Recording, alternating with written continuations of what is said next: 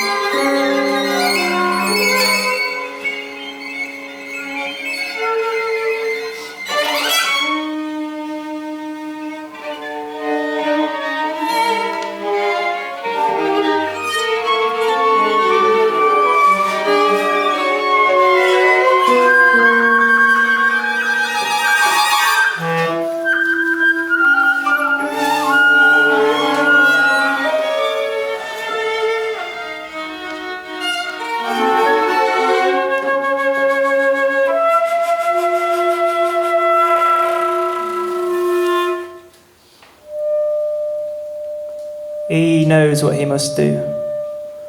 Like flowers know sun, or carol knows sums, like air knows lungs. The answer to his panic flashed in acid pastel palette word art in the goggle box of his bonnet, left at the pub. Avoid smokers, avoid smoking, avoid chicken, avoid 4x4s, jerking in a rhythm of being certain like a jack off his box, pale with purpose, rehearsing a verse, mumbling terse curses, cuts across park, kicks dog turd is, mocked by mirthless urban urchins, no longer a person, just an etch-a-sketch of perpetual hurting, looming church, just past chip shop. There's a boozy busters round here that's tip-top, 4 packs getting picked up, sinks 2 cans and he's sick of them. He's in a difficult predicament, a victim not of addiction, but a vicious lust to self-destruct. He staggers, plastic blue bag, plastic blue bag, plastic blue bag. He staggers, plastic blue bag, plastic blue bag, plastic blue bag. Remembers why he left the bar. This road, that bench, lamppost, the taxi rank he cried at when he was left alone. Rain soaks the marrow of his bones, dampening veins, drowning organs. This is her home, and I'm on the street where she lives. You see, the key he used to cut white was once the key cut by a locksmith in Levenshulme back in winter to let himself into her flat on the rare occasion she wasn't back or she was working, and he existed in between shifts, sunken into sweet-smelling white comfort. The key, he has it still. Though months elapse, a plastic straw stuck fast in his attempt to go forth, to move on. Refusing to remove the antique from its rings, some 3.5 years held fast in 2.5 inches of metal. He stumbles up steps, so used to being led by the flowing of her dress, or the melody of laughter, or the scent of shower fresh. Third floor, knocks door, no answer, of course, she's at work, he's sure. Insert, turn, click. Pushes door open a little bit.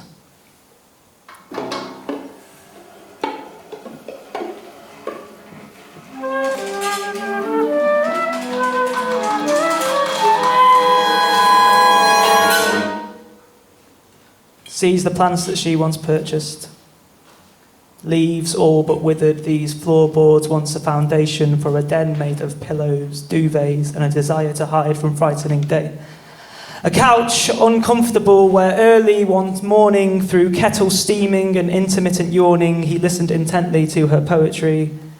Eyes lit like lanterns, and he but a moth entranced by the possibility of it all. The utter need to never leave, to Groundhog Day these moments and live them on repeat, to just John and fucking Yoko it and live in bed in peace. Windows with vistas of rooftops and peaks, they'd perch on sills, nurse menthols without the need to speak. Language abandoned when two souls so in tandem.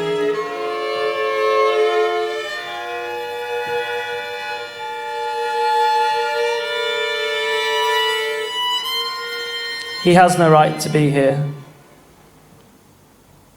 to indulge in the fading paint, to trace fingers on fridge magnets, to softly scan the lusting of dust, to drink the silence of his mistrust, to crush cans and clear mugs, to wash hands and wipe crumbs, to puff cushions and peruse vinyls and lie idle and check clock and check clock and check clock.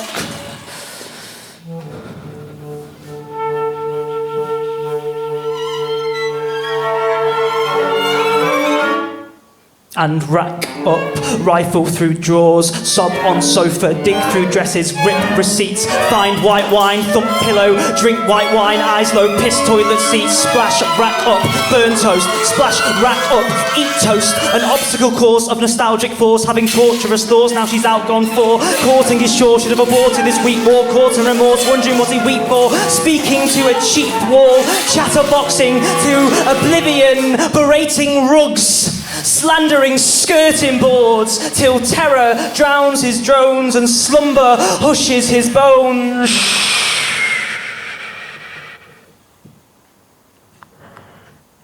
Now just a bundle of dirty clothes, entrails of well-intended meant-to-dos, chemtrails of reckless residue on rare records border his body like police chalk.